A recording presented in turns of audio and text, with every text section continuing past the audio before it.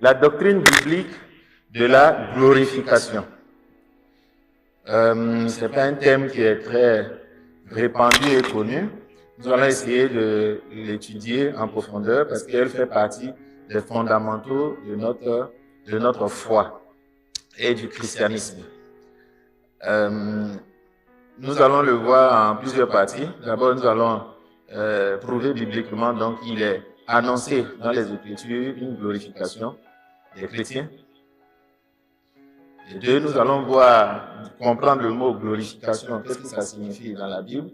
C'est important, je vais essayer de le rendre large et approfondi parce qu'on parle de la gloire de Dieu, de glorifier Dieu, de glorifier tout ça. Ça sera l'occasion de bien comprendre aussi ce sujet-là. Après, nous allons voir les exemples de glorification. Nous allons voir la gloire de Dieu, la glorification de Dieu. Nous allons voir la glorification de Jésus-Christ. Et enfin, nous allons voir la glorification des chrétiens. Et on verra donc les causes, parce que la glorification a une raison, a une cause. Nous allons voir donc les raisons qui vont amener Dieu à glorifier les chrétiens. On aura deux familles de raisons qu'on va étudier. Donc celui qui n'est pas dedans, il ne faut même pas qu'il pense qu'il sera glorifié. Pas possible. Et ensuite, on verra donc tout ce que la Bible dit donc, sur ce que nous devons faire pour garder cette espérance donc, de la glorification. D'abord, il faut savoir que la Bible annonce une glorification. Sachez que Jésus a été glorifié. Ça, nous le connaissons. Mais la Bible dit maintenant, après Jésus-Christ, nous devons être glorifiés. Mais cette glorification-là, quand on écoute le milieu évangélique et le chrétien, il ne sait pas encore ce que c'est. Il ne comprend même pas, il ne sait même pas la dimension de cette glorification, la mesure.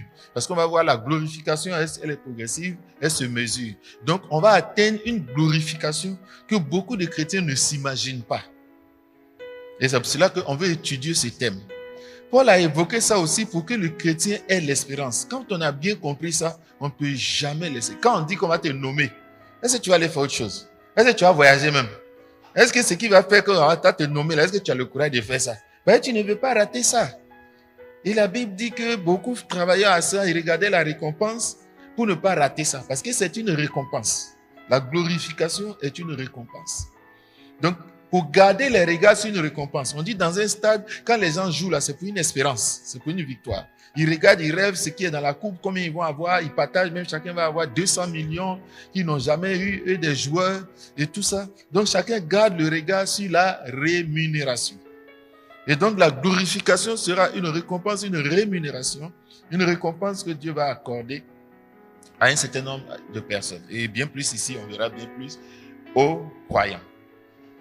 Donc c'est pour pouvoir, l'intérêt d'étudier ce thème, c'est de comprendre sa profondeur et d'utiliser comme les apôtres l'ont utilisé pour renforcer la capacité des enfants de Dieu à résister, à espérer, à tenir ferme dans l'attente de quelque chose. Et deuxièmement, cette glorification doit permettre à un chrétien de pouvoir avoir une vision de ce que demain il va devenir. Et ce que nous devons devenir là, on ne le sait pas vraiment. On n'a pas une bonne compréhension de ça. C'est pour cela que je veux en parler. C'est pour ça que la Bible, les apôtres en ont parlé à cause de ces raisons. C'est pour ça que moi aussi, j'en parle pour vous donner donc tous les outils et tout ce que les autres dans la Bible ont entendu et ils sont restés fermes. Nous aimerions partager ça avec vous pour que ça vous aide aussi à être ferme et à pouvoir tenir le combat jusqu'à la fin. Nous allons lire donc plusieurs textes. Dans Colossiens chapitre 1, verset 27. Colossiens, donc grand 1, nous serons glorifiés. Nous serons glorifiés avec le Seigneur. Colossiens 1, 27. À qui Dieu a voulu faire connaître quelle est la glorieuse richesse de ce mystère parmi les païens, savoir Christ en vous, l'espérance de la gloire. Cette phrase-là dit que quand Dieu nous a appelés, il nous a appelés et il nous a donné Jésus-Christ, c'est parce qu'il y a une espérance qui s'attache à son appel. Le but pour que Dieu t'a appelé, qu'est-ce qu'il veut te donner là? C'est de ça qu'on parle. Si on t'appelle au palais présidentiel, tu dis, mais on m'appelle là-bas pourquoi? Parce qu'on va te donner quelque chose. Et donc, la Bible nous dit que Dieu nous a promis la gloire. Et cette gloire qu'il nous a promise là, comment on est sûr qu'il va nous donner ça? C'est pour ça que Paul dit que c'est la preuve qu'il nous a donnée pour dire qu'on aura la gloire, il va nous glorifier, c'est qu'il a mis Christ en nous. Il a dit à Christ d'habiter en nous. Il a mis l'esprit de Christ en nous. Donc le fait que Christ habite en nous, c'est la garantie de Dieu qu'il va nous glorifier et ça ne peut pas mentir. Et il dit, il a voulu faire connaître. Donc Dieu veut qu'on connaisse la richesse glorieuse qu'il a mis dans le mystère de Christ et de notre appel. Donc on va voir que le mot glorieux va être un terme, une position. On va voir plusieurs choses. Pour le moment, je sais que vous ne comprenez pas, mais vous allez comprendre. Et elle peut accompagner des attributs. Ici, on dit une richesse glorieuse, c'est-à-dire une richesse qui donne de la gloire. C'est-à-dire, quand on te donne ces richesses-là, c'est qu'on t'a donné de la gloire. Donc, Dieu, ce qu'il nous promet là, c'est glorieux. Et ça concerne beaucoup de domaines. C'est ça que le chrétien ne perçoit pas.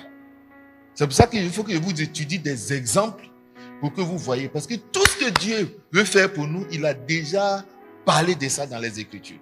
Et quand on va les étudier, vous allez voir que ça ressemble à ce qu'on nous a promis. Donc le fait que Jésus-Christ est en nous, c'est la preuve que la gloire là, nous espérons à une gloire. Colossiens, et pourquoi? Parce qu'il dit avant, dans Ephésiens 2:12, il dit avant vous étiez sans Christ et sans espoir. Donc quand tu n'as pas Christ, tu n'as pas d'espoir de gloire. C'est pour ça qu'au chapitre 1, il dit que Christ étant en nous, c'est l'espérance que demain nous serons glorifiés. Parce que celui qui a Christ, il sera glorifié. Celui qui n'a pas Christ n'a pas d'espoir de glorification. Donc parmi les choses qui sont dans notre espoir et notre espérance, la glorification fait partie de nos espérances, de ce que nous attendons de Dieu. Et il nous l'a promis. Dans Colossiens 3, verset 4. Dans Colossiens 3, verset 4. Verset 3 à 4, il dit notre vie est cachée en Jésus-Christ. Verset 4, il dit quand Christ, votre vie, paraîtra, alors vous paraîtrez aussi avec lui dans la gloire. Donc, quand nous on va paraître là, ça sera dans la gloire. Donc, Christ seul ne sera pas dans la gloire. Dieu va nous glorifier aussi. Et nous allons aussi paraître. Christ dit, quand je viens, le Fils de l'homme viendra dans sa gloire. Donc, Christ va venir dans sa gloire. Quand il viendra, nous aussi, Dieu va nous glorifier. Et nous aussi, on va paraître au monde entier dans notre gloire. Parce que le mot glorifier, c'est donner de la gloire. Et nous aussi, Dieu va nous donner de la gloire et cette gloire-là va apparaître dans le monde. Sachez que lorsqu'on te donne de la gloire, ce n'est pas pour te cacher. Quand on te donne de la gloire, on rend ça visible à tout le monde. Parce que dans le mot glorification, vous allez voir les différentes dimensions, éléments qu'il faut, qui rentrent dedans pour qu'on dise que tu es glorifié. Il y a plusieurs choses qui rentrent dedans et qui rentrent dans nos espérances et dans nos récompenses. Donc quand Christ apparaîtra, nous aussi on va apparaître, pas simplement comme ça. On va apparaître aussi dans la gloire. On sera glorifié. 1 Thessaloniciens 2, le verset 12. 1 Thessaloniciens 2, le verset 12. Vous exhortant, vous consolant, vous conjurant de marcher d'une manière digne de Dieu qui vous appelle à son royaume et à sa gloire. Dieu nous appelle, l'évangile là, ça nous appelle à venir recevoir la gloire de Dieu. Donc on sera glorifié. Glorifié, c'est recevoir la gloire. Et Dieu va nous donner sa gloire. Je sais que tout ça, tu ne sais pas ce que ça signifie. Donner sa gloire, ça veut dire qu'on sera assis dans la salle et puis lui, il sera là. Non, ce n'est pas ce que ça signifie. Ça veut dire que Dieu est assis sur son trône et puis toi, tu es assis à côté de lui et tu es assis dans la salle. Donc, tu ne sais pas ce que ça signifie. C'est pour ça qu'il faut l'étudier en long et en large. Donc, Dieu nous a appelés à sa gloire. C'est pour cela que la Bible dit que lorsque nous avons péché, nous avons été privés de la gloire de Dieu. Maintenant là, nous avons accès à la gloire de Dieu. C'est pour cela qu'il faut connaître la gloire de Dieu. Il faut connaître la gloire de Jésus-Christ. Il faut connaître ce qu'on appelle gloire, glorifier quelqu'un pour qu'on connaisse la richesse de cette gloire. Cette gloire-là, elle est riche de beaucoup de choses. Et nous allons essayer de passer les Écritures pour voir quelle est la richesse de cette gloire. Dans 2 Thessaloniciens 2, le verset 14, il dit, c'est à quoi il vous a appelé par notre évangile pour que vous possédiez la gloire de notre Seigneur Jésus-Christ. La gloire de Jésus-Christ, là, tu auras ça. Je sais que tu ne comprends pas ce que ça signifie. Mais je vais te le prouver. La gloire que Jésus-Christ a eue, là, tu auras ça. L'évangile est un appel au salut pour recevoir, pour posséder la gloire de Jésus-Christ. Donc, mon espérance est claire. Dieu m'a appelé, il m'a promis quoi? Il m'a promis sa gloire. Il m'a promis la gloire de Jésus-Christ. Ce n'est pas deux gloires. Vous allez voir que quand on va étudier, on va être très détaillé. Il dit Christ est la gloire de Dieu. Et c'est que vous ne savez pas aussi cette phrase, ce que ça signifie. Christ est la gloire de Dieu. Quand on vous dit faites ça pour la gloire de Dieu, je sais que vous ne savez pas ce que ça signifie. Mais quand on va bien aller plus loin, toutes ces expressions-là, vous allez, quand on va dire glorifier Dieu, ma bouche glorifie Dieu, tu vas comprendre tout ça, ce que ça signifie. C'est pour ça que je préfère traiter en même temps tous les sujets pour aborder tout pendant que nous abordons le terme de la glorification. Dans 1 Pierre chapitre 5, donc Paul a parlé de ça, de cette glorification. Il a dit que c'est l'un des principaux éléments de l'évangile. On va aller demander à Pierre.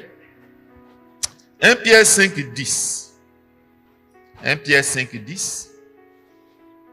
Quand on pense Pierre, il dit, mais le Dieu de votre toute grâce, qui vous a appelé à sa gloire éternelle en Christ,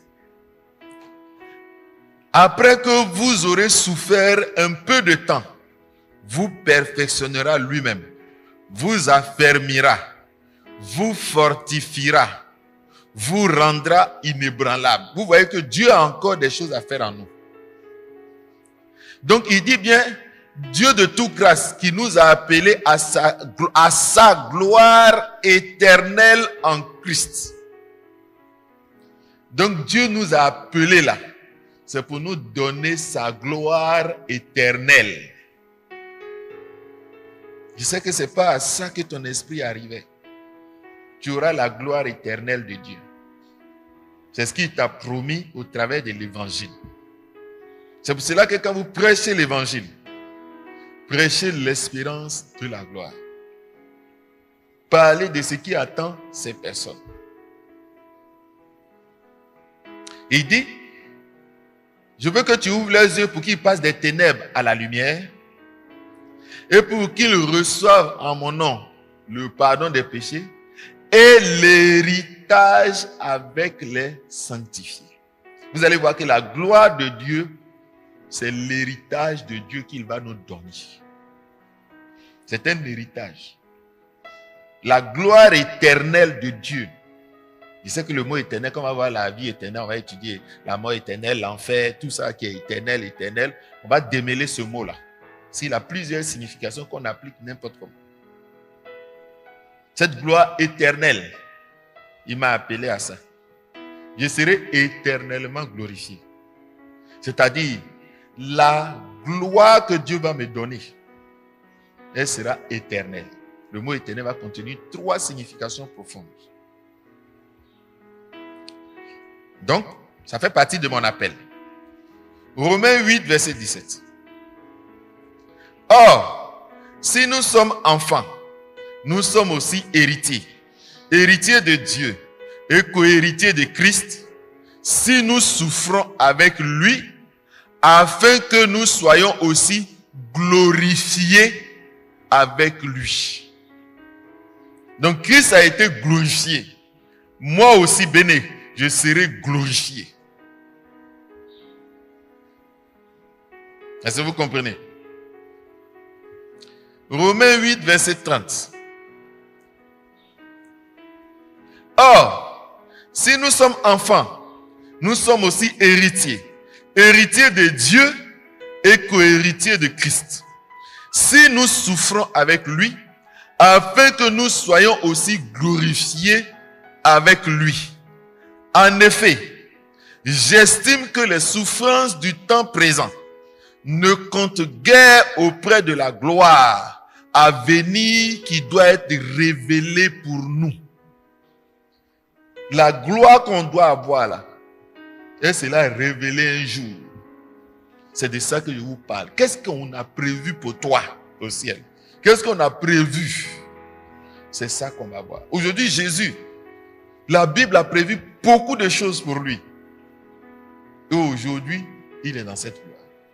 Et on verra encore de plus grandes gloires qui est parlé de lui. Mais il est bien aussi qu'on parle de pour nous.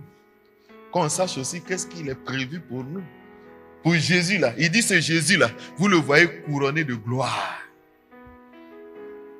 Nous aussi là, on sera couronné de gloire. D'accord? Donc, commençons à penser à notre glorification aussi.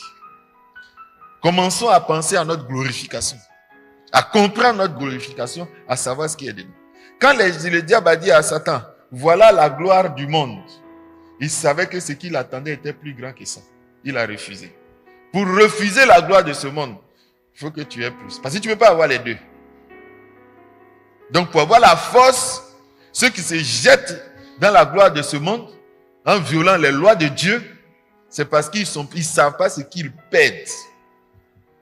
Donc en ouvrant vos yeux sur l'héritage des sanctifiés, vous allez comprendre pourquoi vous allez pouvoir faire les commandements de Dieu sans vous soucier, sans vous laisser perturber par la gloire de ce monde.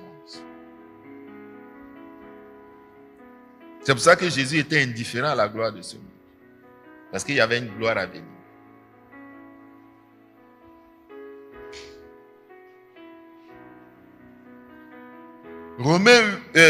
Romains, on a lu le verset 29. Romains 8, le verset 29. L'autre c'était Romains 8, 17 à 18. Romains 8, le verset 29. Parce que ceux qu'il a préconnus, il les a aussi prédestinés à être conformes à l'image de son Fils.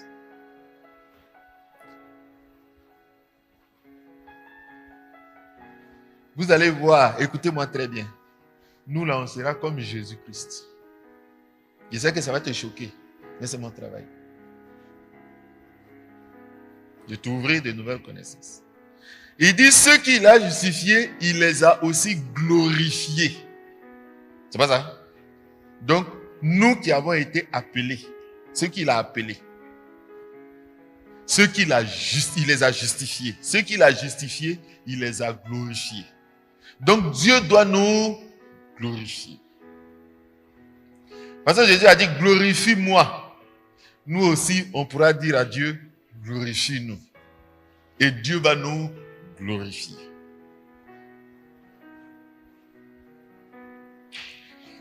Ceux qu'il appelle, il les justifie. Et ceux qu'il justifie, il va les glorifier. Il va les prédestiner à être à l'image de Jésus-Christ. Et il va les glorifier. Vous allez voir, quand on va bien l'étudier, nous serons comme Jésus-Christ. Je sais que ce que ça signifie, tu ne comprends pas. Je sais que toi-même, tu as peur de dire que, donc, moi, je vais ressembler à Jésus-Christ. Je sais que tu as peur, mais on va lire. Et tu vas voir ce que Dieu visait. Parce qu'en réalité, Jésus est le modèle que Dieu est venu nous montrer de ce qu'on va être demain. Je suis transformé. Et Christ se forme en nous progressivement jusqu'à ce que je sois comme il est. Tel il est, tel nous sommes.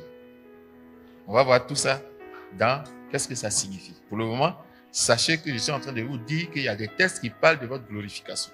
Comme des textes ont parlé de la glorification de Jésus-Christ, des prophéties et des versets bibliques ont parlé de notre glorification. Comme Jésus a été glorifié, nous serons aussi glorifiés. C'est pour ça qu'il dit, comme il a souffert, il a été glorifié. Nous aussi, si nous souffrons avec lui, nous serons glorifiés. C'est pour ça qu'on va voir les causes. Pourquoi Dieu nous glorifie? On va voir les bases de la glorification. Comme ça, tu n'auras pas peur, comme Paul, de mourir comme Christ, de souffrir comme Christ. Parce qu'il va donner les raisons pour lesquelles Dieu glorifie. Et on verra les différentes gloires. Ça va, vous me suivez? On commence à rentrer dans le thème. Philippiens 3, verset 20-21. Philippiens 3, verset 20-21.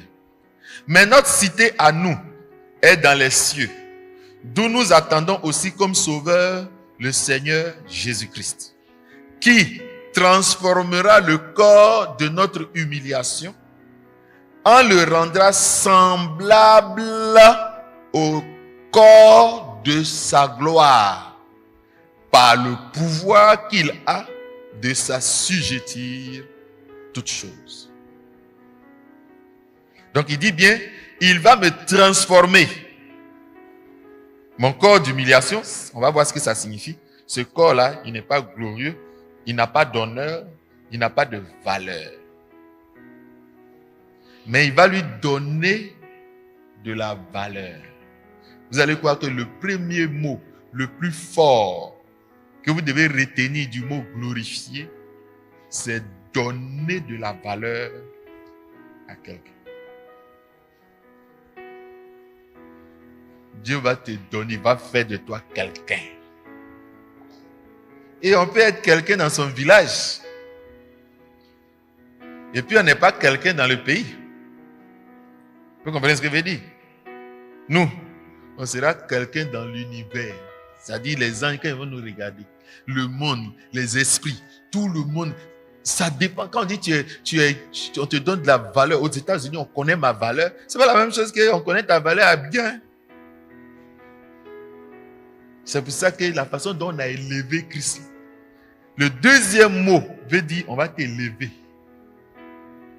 Et là où on va te mettre là, ton élévation sera grande. Ça va? On commence à venir. On va voir la définition et je vais donner des mots simples. Donc, il faut qu'il me donne un corps de gloire. Pourquoi? Glorifier. Le fait qu'on me donne un corps de gloire, on me glorifie. C'est pour ça qu'on va bien étudier le mot. Vous allez voir les dimensions de la glorification. Donc ici, on nous dit encore que je vais obtenir par mon corps, Dieu va me glorifier, Dieu va glorifier mon corps pour me glorifier. Donc j'ai une espérance, c'est une affirmation, donc j'ai une espérance de la gloire. Je serai glorifié. Comment? C'est ce qu'on va voir plus loin. Mais tout ça, ce sont des éléments de ma glorification.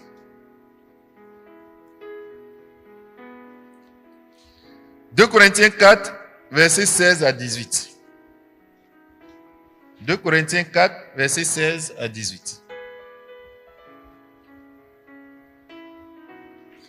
C'est pourquoi nous ne perdons pas courage. Nous ne perdons pas courage. Au contraire, alors même que notre homme extérieur dépérit. On est chrétien, serviteur de Dieu, là, parfois notre corps dépérit. Ici, le dépérissement, c'est les difficultés, c'est affecté. On va voir tout ça après. Notre homme intérieur se renouvelle de jour en jour. Car notre légère affliction, souffrance, du moment présent, produit pour nous, au-delà de toute mesure, un poids éternel de gloire. Vous voyez que ce sont mes afflictions qui produisent un poids éternel de gloire. Donc, il y a une espérance d'une gloire éternelle. Et enfin, on peut s'arrêter là. Donc, il y a autant de textes. Et dans l'Ancien Testament, il y a autant de prophéties. On parlait de la glorification des personnes. Ils ont parlé de la gloire du Fils de Dieu. Et ils ont parlé de la glorification des enfants de Dieu. Donc, de toute façon, Christ a dit, Dieu va me glorifier, glorifie-moi. Tu peux dire que Dieu te glorifie. Dieu nous glorifie.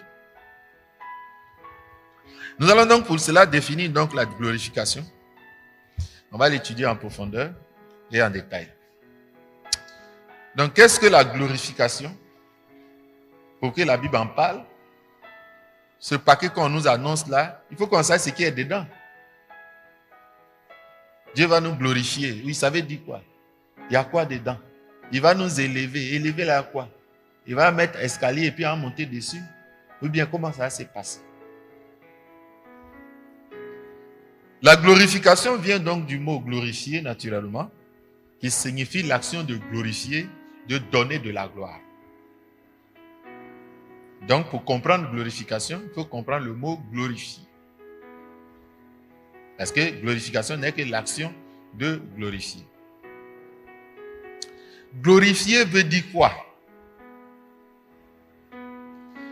Le mot glorifier va être utilisé de plusieurs façons. Je vais essayer de les classer en groupes de famille. D'abord, dans l'Ancien Testament, le mot le plus utilisé, c'est kabod. K-D-B-O-D. Kabod.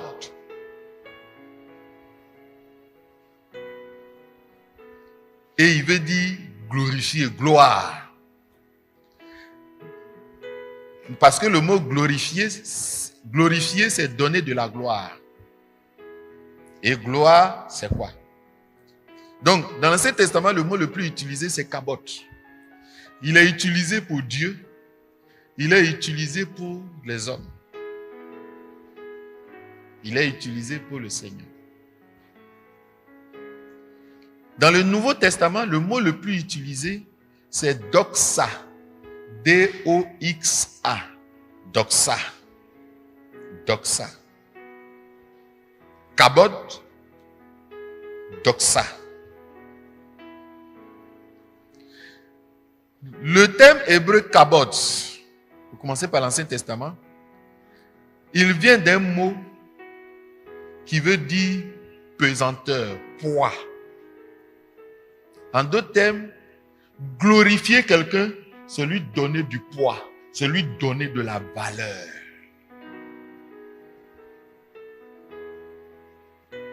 Glorifier quelqu'un, c'est lui donner du poids, c'est lui donner de la valeur. C'est mettre des choses sur lui et en lui qui vont faire qu'il va avoir de la valeur. Il sera important. Il sera honoré. Il sera plus comme avant. la façon dont on le considère, la façon dont on le prend, son importance dans le monde et dans l'univers. À Abidjan, même tu n'es rien avant. En ta famille, même tu n'es rien avant. Mais Dieu dit c'est dans le monde entier. La valeur qu'il va te donner là, c'est une valeur universelle, mondiale, éternelle. Ça dit que la valeur que tu es dans ton village là, personne n'a envie ça. Ici, chef du village de Pren-Pren-Kro. Il y a quoi dans Pren-Pren-Kro? Toi, ton village, vous ne valez rien devant le village qui est un village des États-Unis. Quand tu es président d'un petit pays et tu es président d'un grand pays, de la valeur. Donc, Dieu va te valoriser. Dieu va te donner de la grandeur et de la valeur. Et pour ça, pour donner de la valeur à quelqu'un, vous allez voir, glorifier va aborder plusieurs dimensions de la personne. Plusieurs choses de la personne. Pour glorifier une personne, c'est-à-dire, c'est lui donner de la valeur, du poids, de l'importance. Et c'est une valeur mondiale, universelle. Vous voyez une star mondiale et puis une star à Abidjan, c'est pas la même chose. Donc, il nous promet d'avoir une valeur mondiale. C'est-à-dire que quand les anges, dans le monde spirituel et dans le monde physique, dans le monde souterrain, parce que quand il a élevé Christ, il a glorifié Jésus, dans le ciel, sur la terre, sous la terre, tout le monde s'est prosterné. La valeur qu'il a eue là, c'était une valeur universelle. Et pour lui donner de la valeur, il a fait beaucoup de choses. Il va regarder son nom. Il va prendre son nom. Il dit ton nom seulement. Quand on va dire, rien ne peut résister. Tout genou fléchit. Donc il lui a donné un nom supérieur à tous les noms. Quand tu entends ce nom-là, tu le respectes. Mais toi, ton nom, ça n'a même pas dépassé Abidjan. Ton nom n'a pas de valeur. Quand on dit Oufoué Yao, comment tu le regardes? Il dit oui, oui. Tu n'as même pas encore parlé. Il dit oui, oui. Je suis de la famille. Il y a des noms qui ont de la valeur. Quand on dit ça là, tout le monde dit attention. Mais toi, ton nom là, ça a quelle valeur? On dit ça là même, démon ne connaît pas. Donc, c'est ça qu'il a fait. Et quand il a fait ça de façon universelle, mondiale, il n'a pas fait ça pour un temps. C'est pour toujours. Éternel. Éternel contient quelque chose qui ne finit pas. Elle contient quelque chose qui est d'une valeur supérieure. C'est-à-dire, à cette valeur-là, il n'y a pas en bas, il n'y a pas son en bas. Quand on dit tu es la star planétaire, c'est-à-dire qu'il n'y a pas quelqu'un, on ne peut pas avoir encore star pour dépasser pour toi là. C'est comme ça que Dieu va donner de la valeur à notre vie. C'est comme ça que Dieu va nous glorifier. On commence à venir. Donc, cette racine du mot gloire, c'est une pesanteur. Quand on dit quelqu'un est glorifié, c'est-à-dire qu'il a une valeur. Et ça fait que le mot glorifié va être utilisé de plusieurs façons. Il y a une première façon dont le mot glorifié va être utilisé, c'est-à-dire comment on glorifie, comment on voit que quelqu'un est glorifié. C'est avec quoi on glorifie une personne. Vous allez voir qu'il y a des choses qu'on donne à la personne qui lui donne de la valeur. Donc pour qu'il ait du poids, il faut ajouter quelque chose sur lui. Pour qu'il ait du poids, pour qu'il soit important, pour qu'il ait de la valeur, pour qu'on le considère plus. Si tu portes des habits sales, qui va te considérer? Mais si tu portes des habits brillants, des habits de valeur, l'habit fait souvent le moine. Dans la Bible fait le moine. Les gens vont commencer à te considérer. Si tu dis, bon, écoutez, vous pouvez laver ma veste là, attention, c'est une veste qui m'a coûté 10 millions. Déjà, la personne qui t'a regardé comme ça, il te regarde 2 fois encore. Vous comprenez? Donc, comme on le pèse et il manque de poids, Dieu va compléter des choses qui vont lui donner de la valeur, qui vont l'élever, qui vont le rendre important. C'est ce que la première signification du mot gloire, glorifier, c'est ça. Mettre sur toi et en toi des choses qui vont te donner de la valeur. Je donne un exemple. On dit, ce monsieur-là, c'est le monsieur qui a le QI le plus élevé au monde entier.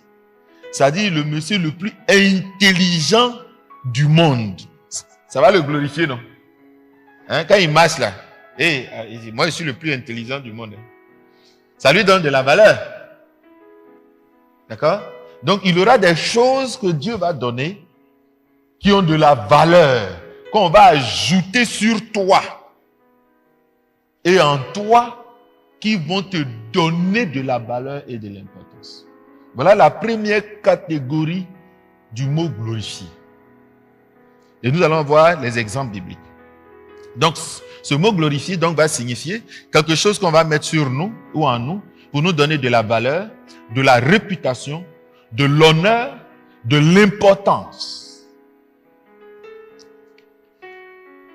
Donc, cet élément de glorification peut être un objet.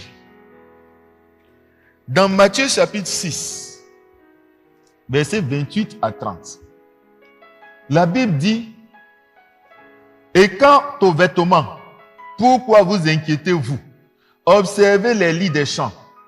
Comme ils croissent, ils ne travaillent ni ne filent. Cependant, je vous dis que Salomon même, dans toute sa gloire, n'était pas vêtu comme l'un d'eux. » Donc vous voyez que le vêtement fait partie de la gloire d'une personne. Donc quand on a donné de la gloire, quand Dieu a donné de la gloire à Salomon, il avait un vêtement de gloire. Et le vêtement qu'il portait lui donnait de la valeur, de l'importance. Dans le monde ici, quand quelqu'un est important, c'est pas n'importe quel habit il porte. Quand le président veut sortir, c'est pas tout le monde qui est... Tu peux dire non. Toi, tu es dans un quartier d'Abidjan, tu dis non, je vais être le couturier du président. On dit quoi? C'est les grands noms qui l'habillent. Donc, le vêtement qu'on va mettre sur toi va te donner de la valeur. Donc, en parlant de la gloire de Salomon, dans toute sa gloire, Jésus dit que le vêtement qu'il portait là faisait partie de ce qui composait sa gloire. Le vêtement qu'il lui portait donnait de la gloire à Salomon. Donc le vêtement des rois fait partie de leur gloire. Quand tu veux te donner de la valeur, ton vêtement fait partie de ce qu'on va prendre pour te donner de la considération, de la valeur. Si tu t'habilles en haillon, tu n'as pas de valeur. Donc si tu t'habilles dans des grands habits, de grands tissus, de grandes valeurs, ça va te donner de l'importance, ça va te donner de la valeur. Donc voilà comment l'habit est un élément pour glorifier. Pour glorifier quelqu'un, il faut changer ses habits. Il faut lui donner un vêtement qui a une valeur très grande. Alors on dit on la glorifie. Donc les vêtements font partie de la gloire d'une personne. On ajoute des vêtements à ta valeur, de valeur à toi, pour te donner de la valeur, pour te glorifier. Il dit donc, si donc Dieu revêt ainsi l'herbe des champs, qui est aujourd'hui, donc c'est Dieu qui revêt. C'est Dieu qui a revêtu Salomon de gloire. Qui est aujourd'hui et qui demain sera jeté au four, ne vous revêtira pas beaucoup plus tôt, ô gens de peu de foi? Les vêtements font partie de la glorification. Te glorifier, l'un des éléments qu'on va prendre pour te donner de la gloire, c'est les vêtements qu'on va te donner. On va regarder quel genre de vêtements tu vas porter. On va travailler ces vêtements-là pour que ça te donne de la gloire. Pour nous glorifier, Dieu nous donnera des vêtements. On verra cela.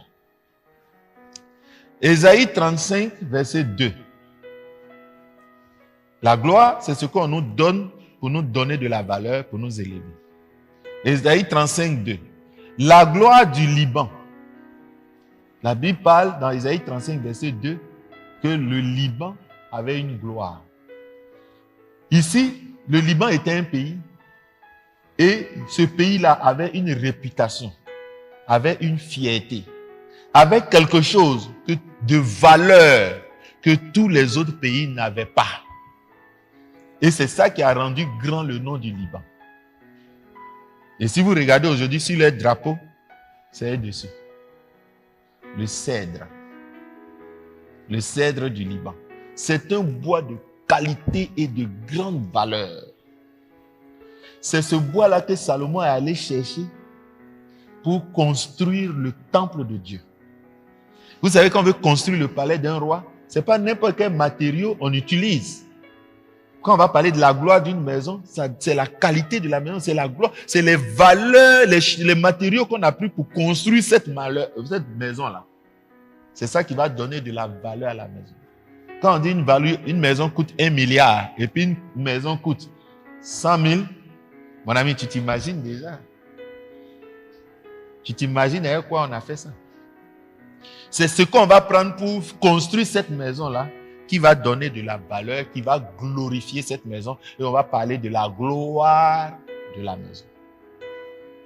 Donc le cèdre du Liban, la gloire du Liban, c'est son cèdre. C'est-à-dire le fait qu'il a des bois de qualité, de haute qualité, va donner de la valeur au pays du Liban. Et tous les grands vont s'intéresser au Liban. Et le président du Liban, le roi du Liban, tout le monde va l'appeler, tout le monde va causer avec lui, il va faire des alliances avec lui, tout le monde va acheter. Et ça va faire le chiffre d'affaires du Liban. Ça va donner de l'argent au Liban. Le Liban va construire son pays. Ça va le grandir. De toute façon, on dit cacao fait la valeur de Côte d'Ivoire. C'est comme ça, le cèdre du Liban fait la gloire du Liban. Le cacao de Côte d'Ivoire fait la gloire de la Côte d'Ivoire. Donc, glorifier le Liban, c'est lui donner un trésor. On va voir dans plusieurs textes, la Bible dit, je vais te donner les trésors de cette terre. Donc, les trésors qui sont dans une terre vont glorifier ton pays. Quand un pays est riche en ressources naturelles, elle a de la gloire, elle rayonne dans le monde. D'accord? Nous lisons Psaume 49, verset 17. Ce que je suis en train de vous montrer, c'est glorifier, c'est donner quelque chose à quelqu'un qui va lui donner de la valeur. Et ces choses-là, c'est ce qu'on essaie de voir, plusieurs éléments. Et plus loin, on va commencer à les classer. Psaume 49, verset 17. La gloire de cette maison. Il dit ceci, comme un troupeau, ils descendent dans le shéol. La mort devient leur berger et les justes au matin les foulent aux pieds. Leur beauté qui dévore le shéol n'a plus de demeure. Mais Dieu rachètera mon âme de la puissance du shéol, car il me prendra.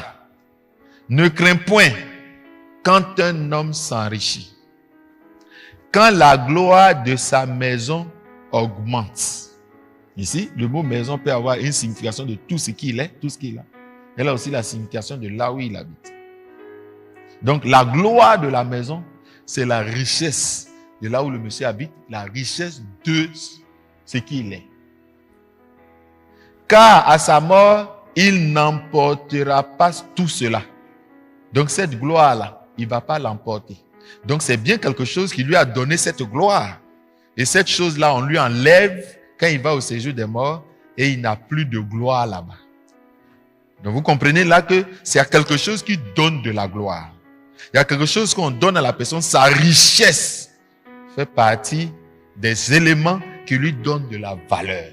Mais ça, on n'a pas besoin de s'éterniser là-dessus. Celui qui a l'argent d'Abidjan aujourd'hui, il a de la valeur. Hein, il est glorifié. Il est grand, il est valorisé. Car à sa mort, il n'emportera pas tout cela. Sa magnificence ne descendra pas avec lui. Parce que la gloire, c'est la magnificence. Il y a un autre terme qui est utilisé, la splendeur. Tout ça, ce sont des choses qui sont sur toi. qui sont venus donner de la valeur à ce que tu es vraiment. Et il dit quand on va au séjour des morts, tout ça ne va pas être toi. Parce que c'est matériel, c'est encore ici. Et qu'on te loue parce que tu te traites bien. Bien qu'il félicite son âme pendant sa vie et qu'on le loue parce qu'il te traite bien, elle descendra vers la génération des pères qui à jamais ne reverront plus la lumière. Donc, ce qu'il a glorifié, lui a donné de la valeur, reste sur la terre. Donc, des objets donnent de la valeur. Matthieu 4, verset 8. Le diable le transporta encore sur une montagne forte haute et lui montra tous les royaumes du monde. Donc, il a vu les royaumes du monde. Mais après lui avoir montré les royaumes du monde, il va lui faire voir une chose de ces royaumes. Et leur gloire. Donc, tous les royaumes du monde et leur gloire. Ce sont leurs biens, ce sont leurs richesses. Tous les royaumes sur la terre sont les pays et toutes les richesses qu'ils ont font partie de la gloire de ces nations. Ça glorifie les nations. Comme ça, Dieu disait à Israël, quand Israël était, je te donnerai des richesses du sous-sol pour lui donner de la valeur à son pays, pour montrer que son pays a de la valeur. Et quand ton pays a de la valeur, comme les États-Unis, quand on dit tu es américain, tout le monde lève la tête pour te regarder. Parce que ça te donne aussi de l'importance et de la valeur. Quand tu as un passeport américain, on ne t'emmène pas comme quand tu as un passeport d'un petit pays africain. Donc vous commencez à voir ce que c'est que la gloire. Donc il y a des choses qu'on va nous donner qui vont relever notre valeur. Et ces choses-là, il faut qu'on les connaisse. Et vous serez étonnés de voir toutes ces choses. Daniel 2, 37. On va lire quelques textes. Daniel 2, 37. Toi, ô roi, roi des rois, à qui le Dieu des cieux a donné la royauté, la puissance et la force et la gloire. Il parle de Nebuchadnezzar. Donc tout ce qu'il a obtenu là, tous ces biens qu'il a obtenus font partie de ce qui fait sa gloire. Donc il y a des choses qu'on peut prendre pour glorifier une personne. C'est ça la glorification. La glorification contient des choses qu'on va mettre en toi et sur toi pour te donner une valeur mondiale. Tu n'as même pas de valeur dans ton quartier. Mais ce que Dieu va mettre sur toi et en toi va te donner une valeur universelle. Les anges, les esprits dans le ciel, sur la terre, sous la mer vont te respecter à cause de ce que Dieu va te donner. Vous voyez où Dieu nous a. Nous, on ne cherche pas à ressembler au stade ici. Et ils sont planétaires. Nous, on est éternels, universels. Donc, nos gloires vont dépasser pour eux. Donc, abandonner Jésus-Christ pour ce genre de gloire alors qu'il y a plus, c'est une méconnaissance, c'est une erreur grave qu'il ne faut pas faire. Daniel 4:30, le roi prit la parole et dit, n'est-ce pas la Babylone, la grande que j'ai bâtie pour résidence royale par la puissance de ma force et l'honneur de ma majesté. Le mot gloire, c'est le mot honneur. Glorifier, c'est honorer quelqu'un. Glorifier, c'est honorer quelqu'un. Il dit tout ce qu'il a construit, tout ça là. C'est Dieu qui lui a donné. Lui, il pensait que c'était lui. C'est ça qui a frustré Dieu. Dieu dit, c'est moi, il te donne. Puis toi, tu dis que toi, tu as fait par ta force. Donc, tout cet honneur qu'il a eu, le pays le plus puissant, c'était les États-Unis de leur époque. C'est à cause de tout ce qu'il a qu'on dit qu'il a un honneur. Il dit, ça fait l'honneur de ce qu'il a une majesté. Ces choses-là viennent augmenter la valeur de sa majesté, de sa royauté. Et Daniel 4:36, écoutez bien, cette gloire étant des choses qu'on met sur nous, c'est bien des choses qui ne sont pas avec nous qu'on peut donner.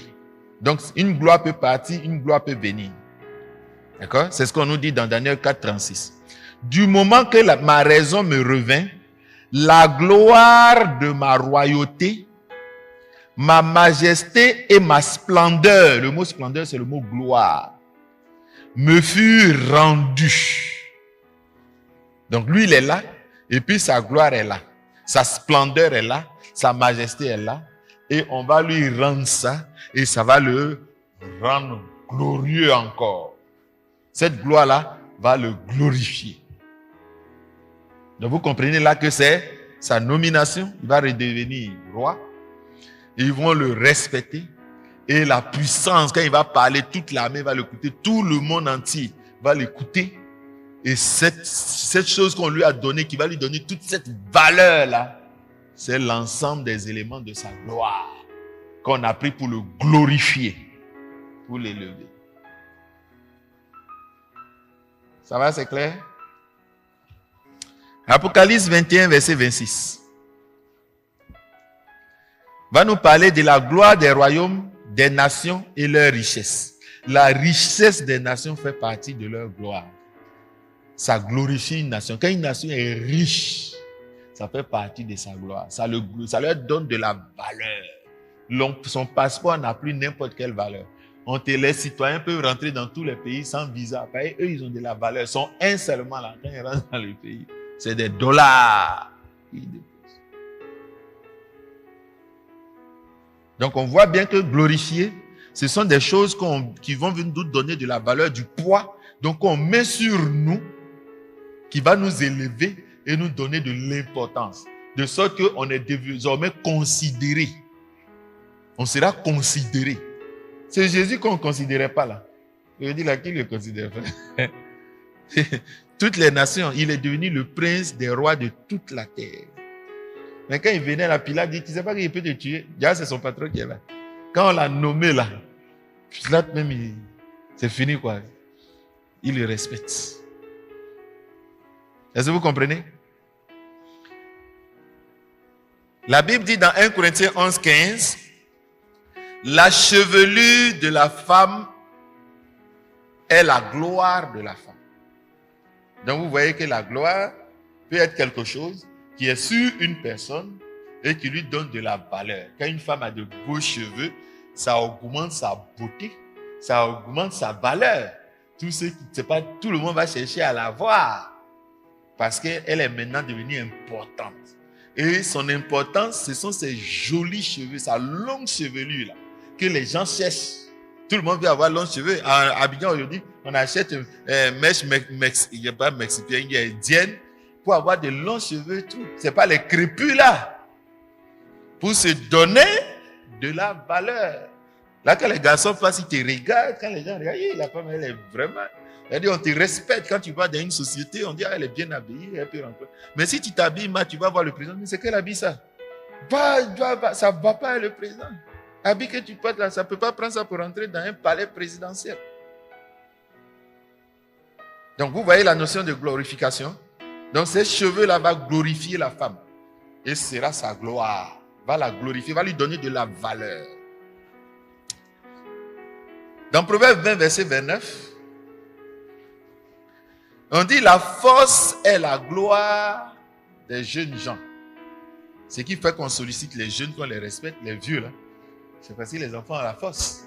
C'est ça qui fait leur fierté, c'est ça qui fait leur valeur, c'est ça qui fait qu'on a besoin d'eux, c'est ça qui fait qu'on les sollicite, on les considère. D'accord?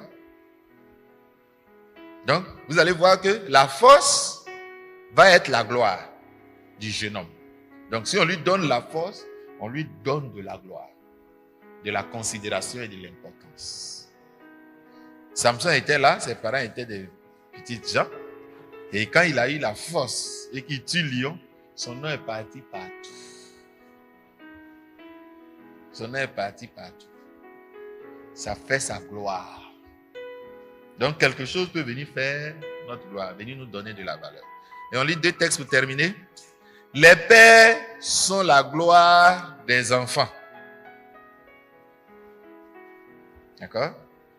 Moi, mon papa, c'est Alassane. Moi, mon papa, c'est Babo. Moi, mon papa, c'est Bédier. Moi, mon papa, c'est le milliardaire, là. Ça donne de la valeur, on te considère. On te respecte. Le fait que nous sommes enfants de Dieu, mais vous ne savez pas le respect qu'il y a au ciel. C'est tout ça que je vais vous décrire.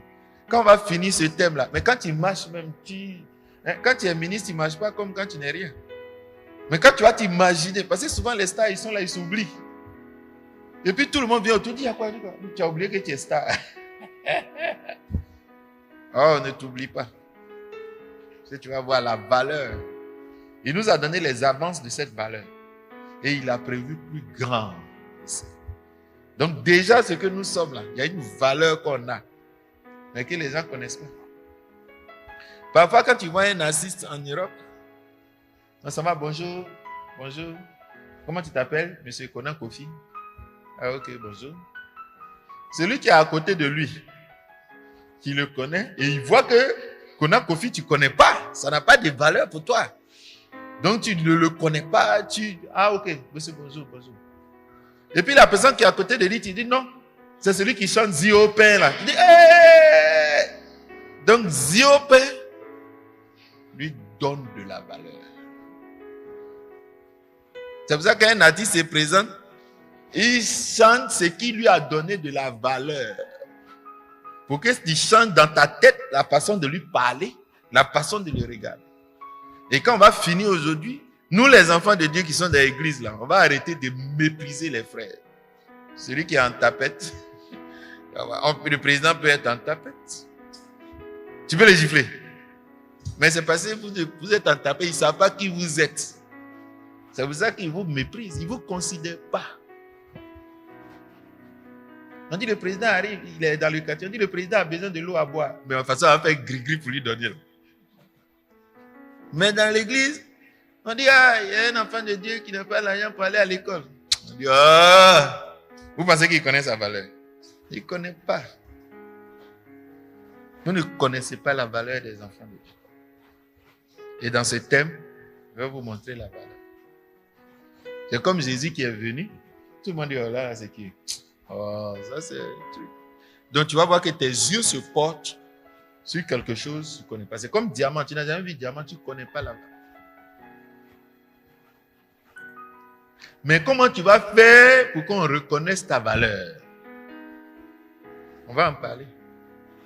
Parce qu'il est temps que les enfants de Dieu se fassent respecter par les enfants de Dieu. Il est temps que les serviteurs de Dieu se fassent respecter par les enfants de Dieu.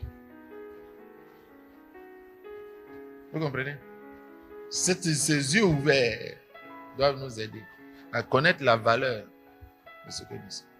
Si Jésus t'a insulté, on dit qu'il faut pardonner, est-ce que ça serait un problème pour toi? Tu as dit qu'il faut m'inciter encore même. Mais un enfant de Dieu t'incite. Alors là, tu ne vois pas un enfant de Dieu, tu vois un tentampion mince. Vous voyez, notre ignorance est grande. C'est pour ça que nous traitons de ces thèmes pour considérer la valeur. Quand Jésus venait, les gens ont mis les apôtres qui le connaissaient, les gens ont mis des trucs sur ils l'ont mis sur un âne. On dit, mais ce gars-là, il ne vaut rien, il a quoi, mais il n'est pas professeur de mathématiques, il n'est pas Einstein. Mais les gens le considéraient. Considérez les enfants de Dieu comme ça. Parce que le jour où vous allez voir ce qu'ils sont, vous allez avoir le témoignage de votre mépris. Allez. Paul dit, si ce qu'on vous a donné là, vous connaissez la valeur, ce n'est pas l'argent que vous allez donner, c'est vos yeux que vous allez arracher. Comment donner? Vous voyez la valeur là? Ça veut dire que tout ce qui, on dit toute la terre là, ces gens qui dormaient dans les grottes et dans les antres de la terre ne leur était pas digne. C'est-à-dire, ce qui va avec leur gloire là, tu prends toute la terre, tu vends, ça ne vaut pas leur gloire. Ça ne vaut pas leur valeur. Mais est-ce qu'on t'évalue même plus que Dieu de 10 000? À plus forte raison, toute la terre. Un enfant de Dieu pèse, a de la valeur plus que toute la terre. C'est pas moi qui ai dit, on va lire dans tout ce thème pour que vous changez vos regards. La manière dont les gens considéraient Jésus-Christ. et la manière dont ceux qui savaient qui il est le considéraient, vous allez voir que la Bible dit que c'est de cette même gloire que tu dois donner à un enfant. On va changer ça aussi. Sinon, tu ne crois pas à la glorification. Tu ne crois pas à la valeur d'un enfant. Tu ne crois pas à ce qu'il veut. Vous voyez une terre, parfois on vend un terrain à 200 000, 300 000, 500 000. Mais si on a trouvé pétrole dedans, tu vas vendre ça à 500 000. Tu peux vendre ça à 500 000. Tu vas aller voir la valeur du pétrole. Le nombre, si on dit c'est des mètres cubes de pétrole, tu vas multiplier ça. Tu vas ajouter bénéfice dessus. Et puis tu vas donner la valeur du terrain. Mais Jésus-Christ est en nous. Tu connais sa valeur. On va voir ça, il y a un chapitre. La gloire de Jésus. Il est en nous. Et puis tu nous prends un ganfou comme ça. Tu ne connais pas en fait notre valeur. Donc si quelqu'un vous méprise, laissez tomber. Ne lui en voulez pas. Tu montres quelqu'un à diamant, il dit bon, demande un verre d'eau et puis je te donne ce diamant. Je dis quoi, tu vas me donner un caillou. Bon, tu vas dire les bêtes, tu vas dire tout ce que tu veux, mais tu te fatigues. C'est parce qu'il ne connaît pas la valeur de ça. Parce que si tu lui dis ça là, il va te dire, mon ami, ce n'est pas un verre d'eau, c'est tout conteneur d'eau qui est dans ma maison là, mais je te donne. Donc quand quelqu'un méprise un enfant de Dieu, il ne connaît pas la valeur de cet enfant. Vous me voyez venir, non? On va lire tout ça. C'est pour ça qu'il y a de la considération pour les enfants de Dieu et bien plus pour les serviteurs de Dieu. On dit quand ils seront tristes là, on dit ça ne va pas t'arranger. Lui, quand il n'est pas content, ta vie est bloquée. Ils ne vont pas prendre ça aussi pour nous écraser. Hein. Mais c'est Dieu révèle leur valeur. On verra cela. Ensuite, donc les pères sont la gloire de leurs enfants. C'est un enseignement qu'on va étudier à l'école du dimanche. On va étudier. Vos parents, vous ne savez pas quelle valeur ils vous donnent. C'est la Bible qui dit. La Bible dit que quand un parent est saint, son enfant est sanctifié. Mais combien d'enfants savent que c'est grâce à nous qu'ils sont sanctifiés? Et ils ne nous respectent pas. Parce qu'ils ne savent pas ce que sanctifier veut dire. Dans la glorification d'une personne, on les sanctifie. Donc nos parents, en plus forte raison, les parents chrétiens sont la gloire des enfants. Ils doivent les respecter. C'est pour ça que la Bible dit qu'il faut les respecter. C'est pareil pour les maris envers les femmes. Vous ne savez pas quelle valeur ils ont. La Bible dit l'homme est l'image et la gloire de Dieu et la femme est la gloire de l'homme. Est-ce que vous comprenez? Mais on ne connaît pas nos valeurs. On ne connaît pas la valeur des maris. On les bafoue. On espère qu'on aura le temps, dans ce chapitre, d'en parler. Voir la valeur d'un homme auprès d'une femme. Vous allez voir que parfois, c'est l'homme que Dieu regarde pour donner de la valeur à la femme. On verra cela. Et enfin, Yahvé est la gloire d'Israël. Jérémie 2, verset 11. Les pères sont la gloire de leurs enfants. Proverbe 17, verset 8. Donc quand il y a un père bandit aussi, ce n'est pas la gloire, c'est la honte. C'est pour ça qu'il dit, on verra qu'est-ce qui fait la gloire, qu'est-ce qui fait la... On peut te donner habit qui fait ta honte, habit qui fait ta gloire. Donc on verra ces critères. Donc les pères, ne faites pas la honte de vos enfants. Faites la gloire de vos enfants. Les maris, ne faites pas la honte de vos femmes. Quand tu es saoulé, tu tombes dans la rue, tout le monde te regarde, tu n'as aucune valeur. C'est que regarde, c'est le mari de la fille là, qui va la considérer. Quand il va faire parler, on dit, bah, ton mari soula là. On prend pour l'insulter. Parce que tu n'as aucune valeur. Donc les maris, pour être respectés, doivent avoir en eux de la valeur. Celui qui a l'argent, on le respecte. Toi, le mari, qu'est-ce que tu as en toi? Et la femme va regarder pour respecter. Et on va voir ça. Ça va? Donc si Dieu met pas quelque chose en nous pour nous donner de la valeur, là, les anges, les esprits, personne ne va nous respecter demain. Nous considérons. Donc il va nous donner des choses. On le verra. Et Yahvé, parce qu'il est le Dieu d'Abraham, il donne de la valeur à Abraham. Parce que Dieu est notre Dieu. Tu ne sais pas quelle valeur ça a. Ne touchez pas à mes oins. On va avoir peur de toucher un oin, c'est à cause de qui? Mais toi, tu dis que tu as la crainte de Dieu et puis un enfant de Dieu, tu l'insultes, tu fais parler à lui. On dit laisse, tu ne laisses pas. Il dit si tu ne laisses pas là, Dieu aussi ne laissera pas tes péchés. Mais imagine, c'est elle parler. Toi, tu as parlé à un enfant de Dieu et puis Dieu fait parler à toi. Tu vas gagner quoi? Mais c'est parce qu'on ne connaît pas l'importance et la valeur de ces choses. Il dit qu'il faut te réconcilier promptement avant que tu tombes dans la main du juge. Là, tu gardes rancune. Et quand Dieu débarque dans ta vie, il dit chasse Satan. Il ne faut pas chasser Satan. C'est Dieu lui-même qui est là. C'est lui qui est ton blocage. On a vu Dieu peut fermer des portes et des bénédictions dans la vie des gens, y compris des chrétiens.